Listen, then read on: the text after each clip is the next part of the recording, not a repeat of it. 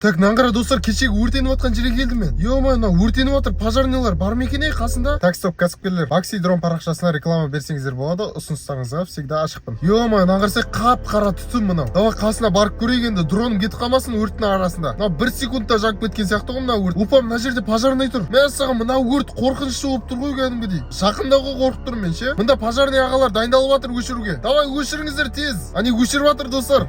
Тез өшіру керек. Давай, өшір.